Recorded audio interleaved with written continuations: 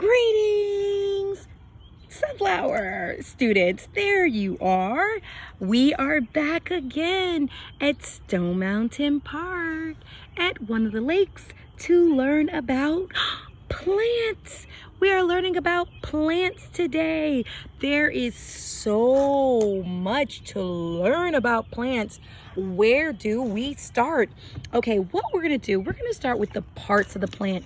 I do want you to draw a picture of the parts of the plant using the flower or the petals, the stem, the leaf, and the roots. I want you to draw a nature picture with the parts of the plant. And if you're older, I want you to do the reproductive parts of the plant and learn about the reproductive parts of the plant, whether it's the petals, the pistil, the stamen, the sepal, the stem, the oval, the ovary. Okay, so important to learn the parts of the plant because all this pollen, there's so much pollen out today.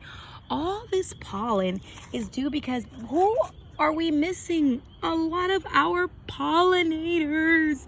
Our bees are missing out, butterflies, okay? Mainly the bees, but also some of the butterflies. And of course, our birds are pollinators. Now, when our pollinators disappear, what happened is the pollen, actually from the plant, need to go inside the stigma and go down the style into the ovary to produce fruit. That is where we get our fruit from, okay? Because of pollination. So we need our pollinators. They are extremely important for pollination. And all this pollen is not good for us, especially if you have allergies, but it's because we need our pollinators.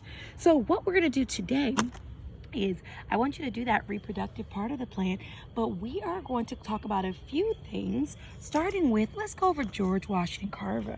Okay, so Georgia red clay, we're in Georgia, right? Stone Mountain Park is in Georgia. Why do we have red clay? Why do we have red clay? Do you know why we have red clay?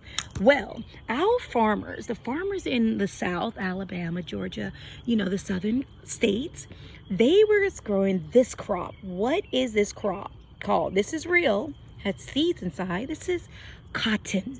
This is cotton. Some of our clothes is made from cotton, right?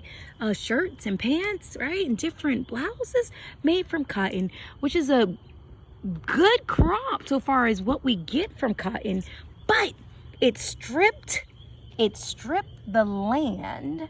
Okay, it stripped the land of the topsoil.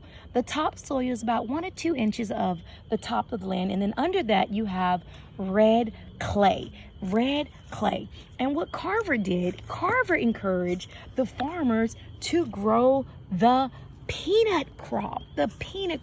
He also, instead of cotton, he encouraged them to grow the peanut crop, right? As well as the sweet potato. And what he did was he came up with hundreds of different products that you can make from the peanut, because the peanut actually puts nitrogen back into the soil so that the soil can be healthy to grow crops on. So he did a very big contribution for the South and for Southern farmers with growing the peanut and the sweet potato instead of cotton, to put nitrogen back into the soil. So what we're going to go over now is some very important herbs. And you can tell what type of plant something is by its leaf, its flower, right? Sometimes by the bark of a tree. So what we're going to go over is a few herbs, okay? By looking at the leaf, you can tell that is peppermint. And we know herbs also have healing properties. What about that one? Garlic, okay? And this one? Basil. What about this one? Oregano, great in food, Italian food. What about this one? clove. That is a clove. Okay, the flower. What about this one? And that's a clove. How it looks. Good for toothaches. Lemon balm. Lemon balm. And this is great for tea. You know what it is? Chamomile. Chamomile. And what about that one? That's how chamomile looks dry. What about that? Rosemary. Rosemary. And this is great if you have a cold. Echinacea. Echinacea. And this is great if you have a burn or a cut. A burn or a cut. What is it? Aloe. Aloe vera. What about that one? Ginger. Great for boosting your immune system. Ginger. And you know what this is from the bark of this tree? Cinnamon. Cinnamon. Cinnamon. And then it starts all over again. Cinnamon. Okay, so what we want to do next, I want you to do a little research on some of those herbs. I want you to choose a few herbs, do a little research and see what it's good for, like rosemary, coughing, okay, cayenne, if you're congested, right? Cilantro, if you're feeling tired, ginger, if you're nauseous. So I want you to look at the different herbs and I want you to look them up and see, like mint is good for your stomach, okay? So see what they are good for. Of course, we know there are all these healing properties that come from plants, all right? Whether it's the leaf or in the root, right? Whether you make tea or whether you eat it straight. And of course the vegetables, okay? They're good for us. Okay, last thing we're gonna do is name that seed. Name that seed. Now that's the easy one right there, right?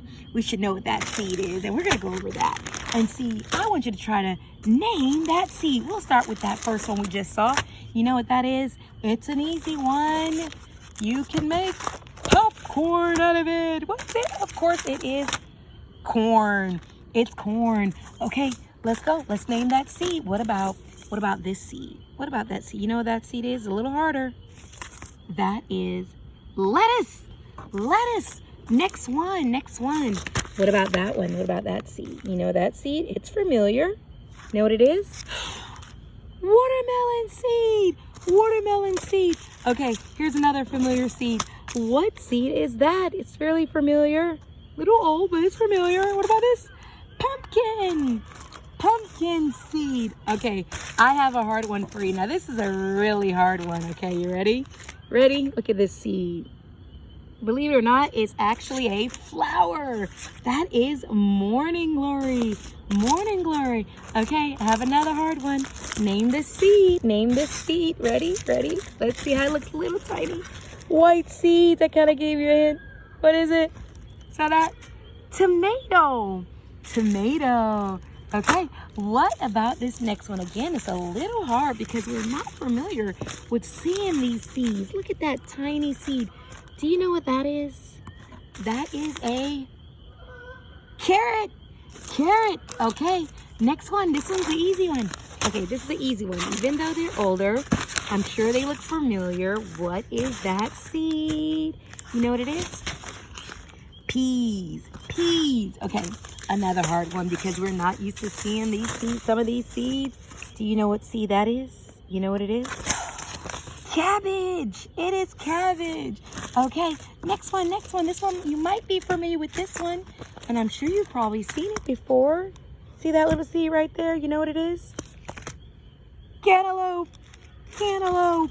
Okay, here's another one that you might have seen before. Look a little familiar. Look familiar? That is a cucumber seed. Cucumber seed. And this is one I saved. You know what that is? You know what that is? Those are date seeds. Dates. I love dates. Give you a lot of energy, right? Dates. And my favorite, last but not least, what is that seed? It is, hey, you can eat them. Sunflower seeds. Sunflower seeds. All right, sunflower students, I hope you learned something today. I hope you grow your lima bean seeds or you choose a seed to grow. I hope you draw your beautiful picture either of the reproductive parts or of the part parts of a flower, the simple parts of the flower. And I hope you get outside and we just breathe. Breathe the fresh, breathe it in, oxygen from the what? The trees give us oxygen, and breathe out. What do we give the trees? They take in our waste, the carbon dioxide. Again, breathe in oxygen and breathe out carbon dioxide, and spend some time with the trees. Take care, sunflower students. Peace. Enjoy the night air. Breathe in the fresh air from the trees. Bye, sunflower students.